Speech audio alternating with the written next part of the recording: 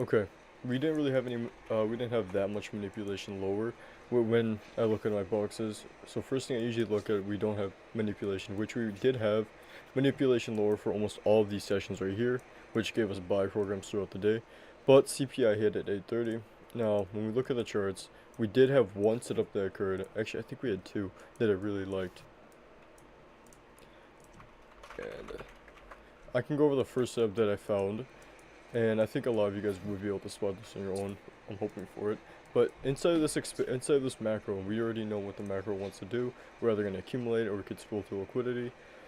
So first thing we got to do, we got to mark out our lows and look for any type of external PD arrays. So let's look at the 3-minute. First of all, look at the 3-minute. Small 3-minute fair value gap right here too. Let's look at the 5-minute. 5-minute fair value gap right here too. So this is a really good, I think, box setup. T-Trades taught this a while ago, but this is just trading off the power of 3. What you could have been looking for too, if you were on the 1-minute, you could have been, what was it called? Been looking for either a mitigation block, breaker block play within this little wick high right here. Me personally though, I didn't really see anything. I would have wanted to look for an entry off this fair value gap, which we never got tapped back up into, and that's okay. We don't really have to be finding entries off the. What we did have though, we had this fair value gap, and we, what was it? Retrace into this one, which this could have given an entry, but then again, I would want a more thorough retrace into discount of this high to this low. But if we're, hold up, I'll get this marked out, dealing range. If we use this high down to this low, we did retrace into a premium fair value gap, which could have given you an entry, but unless you're a silver bullet trader, I probably wouldn't, taken that. But if you are trading a silver bullet, you could have easily gone like 15-40 handles off of this. Which, if you did, you'd probably entry off the tap. Not even consequent encroachment, just the tap. I would have wanted to see us tap into the macro expansion high, but we didn't do that. And I just go throughout the day because I knew or I had some conviction that we were going to chop around until we hit the high impact stuff at 2, which I'll show you real quick. When did the news hit at 2? Yeah, it was right here. This is where it hit. So I was assuming we would just chop around, and I felt like the range that we were trading in, this 40 handle range, would have given us a really good play if we just watched. So first trade we could have found was on gold, it's Drizzy, and we were looking for, I would guess, relative equal lows like this here ran out, and we were looking for an inversion fair value gap. We didn't have any though. Hold up, I think use templates in the right place. Let's go back there. What? Hold up. Which template? Oh. Let me find it. Are you talking about this one?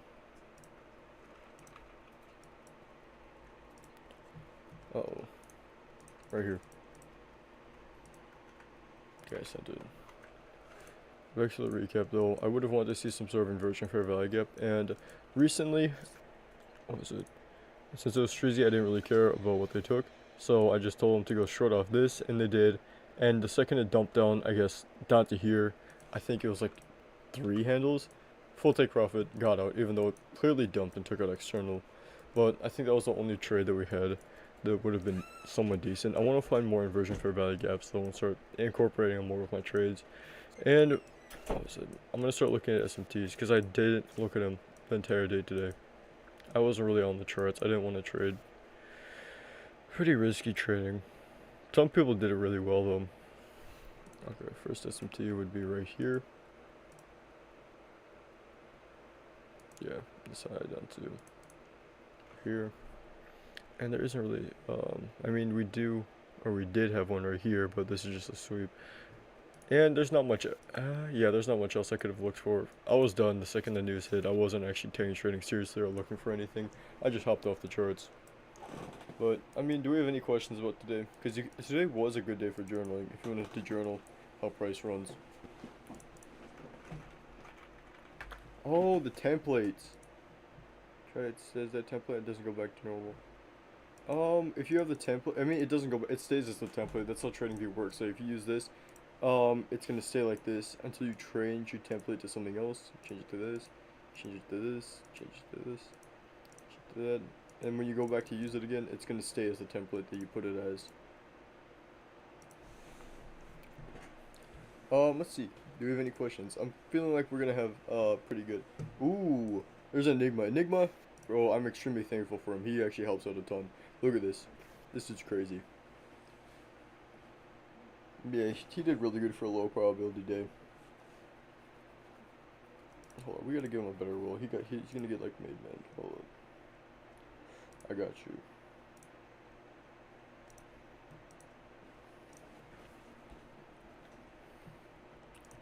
If I find the daily bias, I mean, you want to find something, once you've identified your drawn liquidity and you know you're confident in it, you just want to look for an issue. So, for example, we have this high, we know we're in a buy program, hold up, external power 3, just round up this low, I guess you could call this, I don't know if we had turtle soup, but just assume we had turtle soup down here, we want to scale in and we want to start looking for an entry. I always want to see a retracement, it's closer to the 2022 model, but once you have run at a low, we always need, I guess, a market structure shift. Yeah, this would have been a good example. Run through this low, we have this high, so I need to see us run through this high first. Let's see, run through this high. Oh, run through this high, we call this a breaker. And, hold up, what could we have gotten a good entry off of? Shift in market structure, I would draw OTE, high to low, oops. There you go.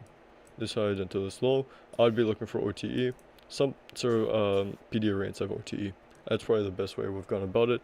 Look for any type of entry inside of here. This fair value gap has already been filled.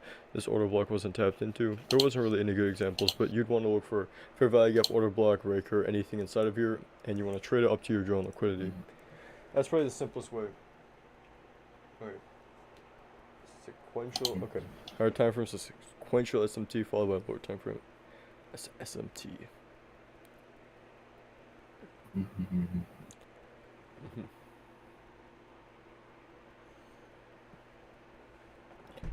Holy moly, man.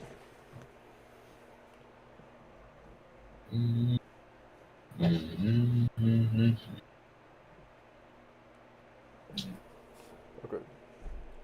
Liquidity sweep and liquidity run. Basically, liquidity sweep and liquidity runs are the exact same thing, just different names. It's the run of liquidity, sweep of liquidity, all that stuff. They're basically the same.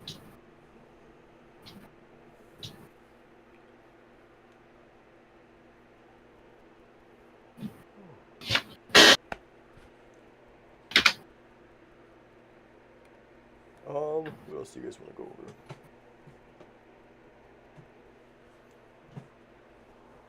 Nah. Closing below isn't really something I want to see. I like to see a wick through, but I usually look at the higher time frames and refer to that to see if we wick through something.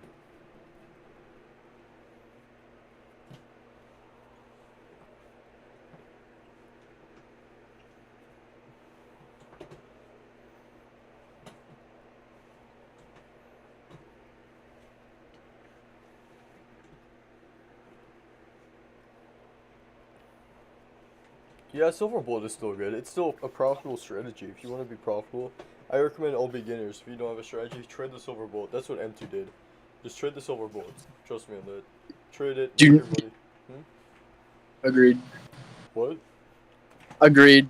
Yeah. Don't trade my model because my model was pretty like school oriented. Like that was like I was trying to get no time on the charts. Like I literally all I looked for was a 5-minute fair value gap. If it's met my rules, right?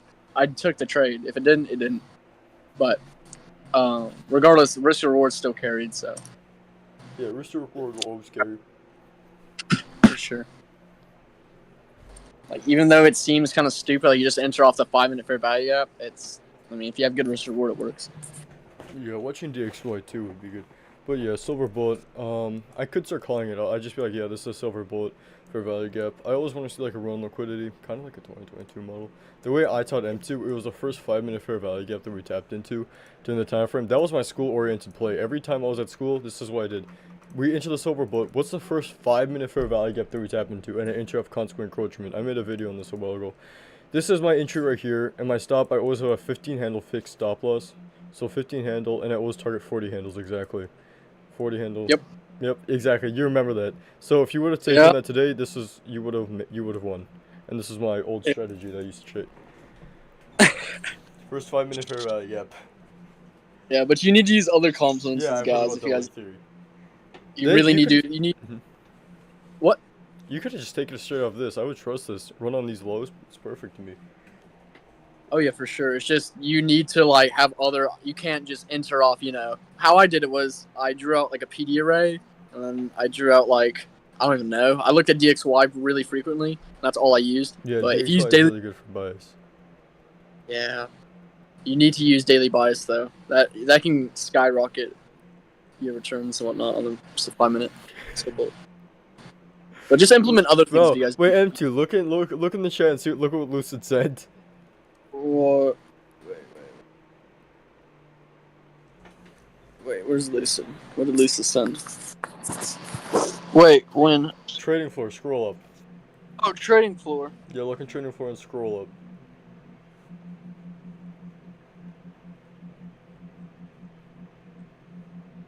What? Well, I don't get it. What is it? What the F?